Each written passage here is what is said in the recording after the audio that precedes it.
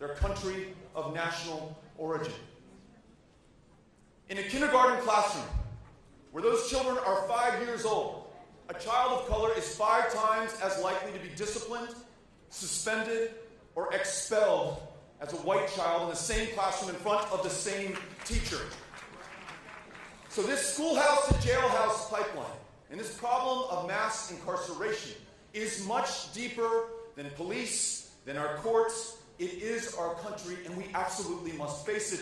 And 75 years after Dr. Lawrence Nixon voted, Texas ranked 50th in the country in voter turnout. Now, that's not because we love our democracy any less than you do here in New York or any other state in the Union. We were literally drawn that way. The courts found in 2017 that some Texans solely based on their race or their ethnicity were drawn out of a congressional district, therefore drawn out of a reason to vote, therefore drawn out of their very democracy to predictable results. In Texas, you can use your license, your permit to carry a firearm to prove who you are at the ballot box. But in Texas, you cannot use your student ID at Texas Southern University or the University of Texas at Austin to prove who you are at the ballot box. There are some changes that we need to make in this country. Structural, foundational, systemic changes if we are ever going to get the most and the best out of every single one of us. The only response to this concentration of wealth and power and privilege, and the very human response to that by those who hold it, which is to continue to aggregate it, the inertia of power in this country, is democracy, both political democracy and economic democracy.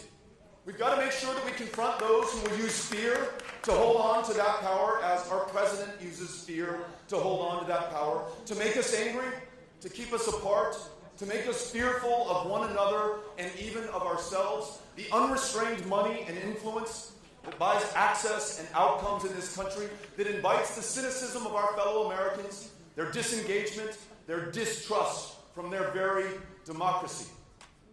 A powerful democracy, both political and economic, that ensures that every single one of us can see ourselves in the future of this country, must be obtained, but it must be obtained against those who are using power right now and the safeguards of our democracy to manipulate it in front of our eyes. Members of Congress who choose their own voters, a Supreme Court who says that corporations are people and money is speech, PACs that can buy the outcomes of election and legislation, and voting rights that are not extended but are functionally withdrawn in states like mine and through much of the South today.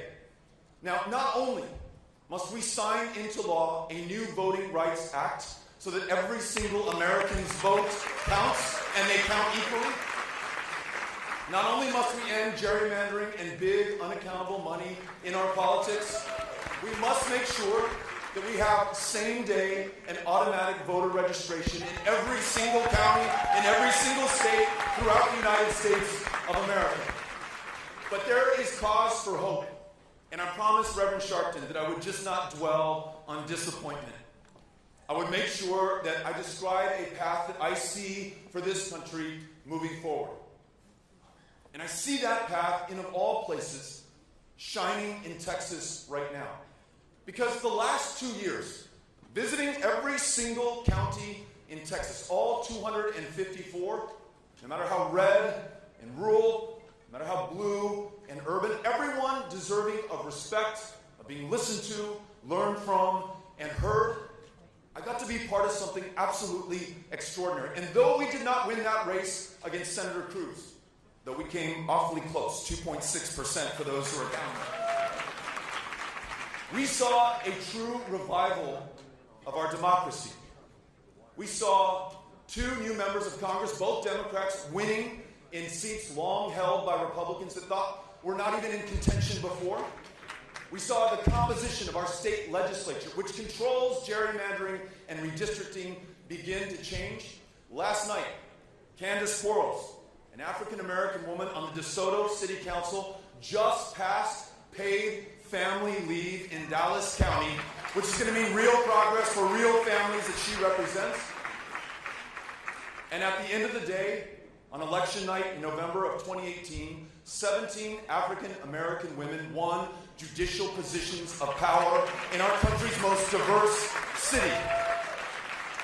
So as I learned at Paul Quinn College on the opening day of their Summer Bridge program with President Michael Sorrell, we can meet disappointment with a power and joy of people. This campaign has the ability to bring people together, not just to secure the nomination, not just to defeat President Trump, as important as that is, but to bring this country, every single one of us, together in a movement to ensure that we change the structure of this country, to bring out the very best from every single one of us. That is why I am so honored to be able to run to serve you as president, and so grateful for the invitation from Chairman Richardson and Reverend Sharpton and each one of you from the National Action Network at this 28th convention to address you today. Thank you for having us out. I am very, very grateful.